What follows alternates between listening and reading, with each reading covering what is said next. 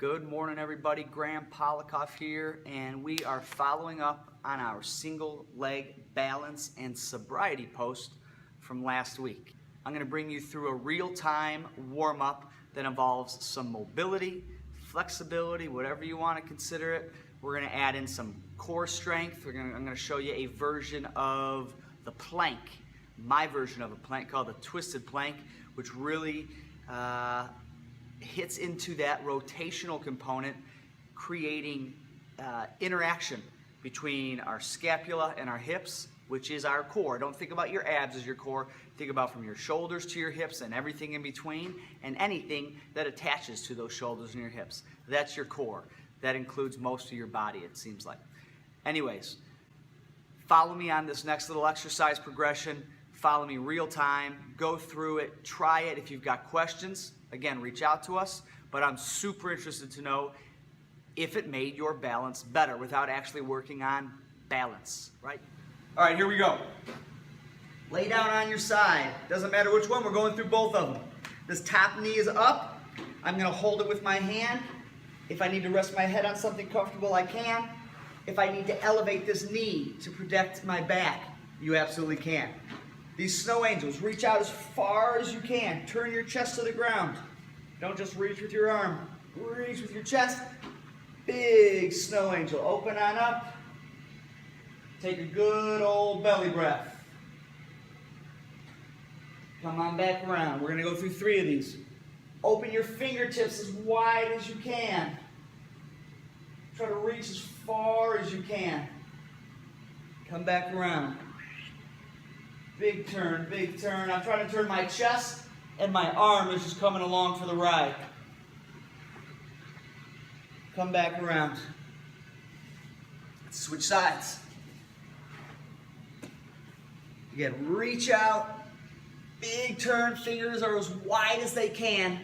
It's amazing the stretch you're going to get into your forearm, into your pecs, into your neck, when all you do is open your fingers. So big turn. Come back around, open it on up, big turn. Again, use that breath. So many people are going to hold their breath here, or actually take what I call an oh shit breath. Take this oh shit breath up into your chest, big chest breath. Oh, it hurts, it's uncomfortable, it actually makes me tighter, so maybe that's why I hold my breath when I'm exercising, when I'm lifting, when I'm stretching. So use your breath to open up these stretches. All right, so these sideline snow angels. Feeling good. Right from there, I'm gonna sit up, I'm gonna scissor my legs, swap. Bottom leg becomes the flexed hip. Top leg becomes my extended hip. I'm gonna try to walk my hands around so my chest is parallel with my thigh. Bottom is at 90-90. This hip and knee is at 90. This hip and knee is at 90. Now from here, I'm going to use the ground and try to turn, big turn. I'm trying to turn my shoulders to the right over my right hip. Pushing the ground, leveraging the ground. And now again, take that good diaphragmatic breath into your belly. You should feel a ton of pressurization there. That's core stability there, if you can breathe and use your diaphragm at the same time. What a novel concept. Again, take that oh shit breath on purpose and see what happens.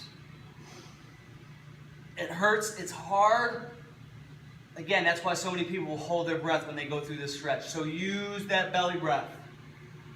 And now I'm going to reach my hand underneath, and I'm going to lean back. Same thing, take a big breath in this position. Come back out of it. Reach underneath and lean. Lean back. Lean back. Lean back. Oh yeah, good stretches here. One more time. Big reach. Big turn. Good breath. Crazy kid. All right, we're swapping onto the other side. 90-90. Chest is up tall, big turn. Use that breath.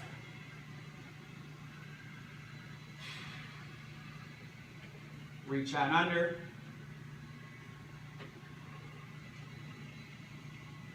Come back around, again, leverage the ground. Now I'm trying hard. I'm pushing with my left hand, and my right hand is pulling. With my arms straight though, don't try to do this. Push and pull. You're gonna feel all types of muscles between your shoulder blades, your serratus, your rhomboids, your whatevers. It doesn't matter, you don't need to know the name. All types of postural muscles are gonna be working hard here. Lean back. All right, I feel fantastic, but now, again, is my body ready to actually use this newfound mobility? So now, right from here, put both elbows down, top leg goes long, we're going through what I call the twisted plank. Basically bridge, lift your bottom booty up about 2 inches, your knees on the ground, reach out as far as you can. Try to keep your left fist above your elbow, reach, reach, reach, as far as you can. Bring that hand back down to your knee without shrugging, using your lat. Crush your knee, crush it. You still got to be able to breathe. Reach. You should be feeling tons of glute here, lots of good obliques and core. If this is too easy, reach that leg up. Come down, crush it. And reach. And crush. Ooh-wee. Right? Adding some stability and some control to this newfound mobility. Let me face you here so you can see this a little bit different. Both elbows down, top leg is straight. Lift that tush about 2 inches and reach as far as you can. Not here with that hand, make sure it's nice and tall. Lift that leg up if you need to, if it's too easy. Hand down, crush that knee. Still breathing. Use your belly breath. Use that core. Woo! All right.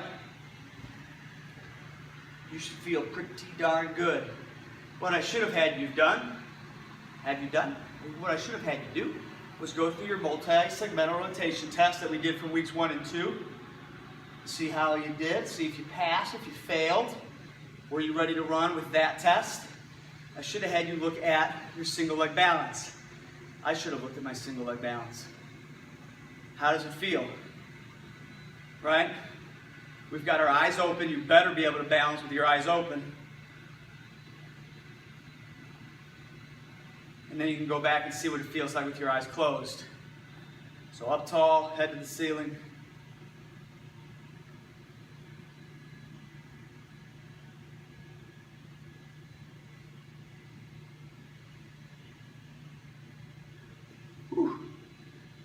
That was significantly better than it was last week when I did it at the end of the day. Let's see what it feels like here. Again, eyes closed. One more time, let's try. Let's go for it. Eyes closed. I promise they're closed. Woo. Now it's good on that side. Coincidentally, my right knee is my post-surgical knee from a couple years ago.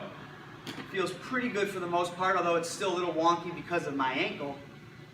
Interesting, as I've been running and training, dealing with some of my own aches and pains, I've been feeling a little heel tightness or arch tightness. So I'm wondering, the last couple days, have I started to deal with a little plantar fasciitis on its way? Regardless, it feels tight. I feel it here in balance. I'm going to get some work on it today from Dr. Eric. He's got some magic hands. I'm going to have him do a little work. We'll come back and we'll test it later and see what happens. But I'm going to honor that tightness. I'm going to honor that pain. I'm still going to train. I'm still going to go for my run. Right?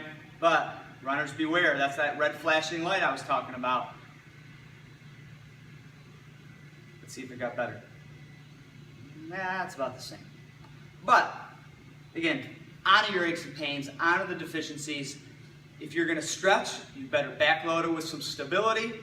Try that at home. If you've got questions, again, hit us up. Don't hesitate. This is one of the best stretches I've got for runners because it's a rotational sport, as well as my golfers, especially when you're on that side. You're loading up your right hip, your right shoulders. This is basically your backswing. Loading hard into it, having a nice, good elbow position to set that club at the top, and then same thing after impact. You've got to be able to load, and you've got to be able to keep that chest up nice and high for that perfect PGA follow through, right? So hit the stretch up regardless of what your activities are, even if you're just gardening at home. Have a good one, guys. Talk to you later.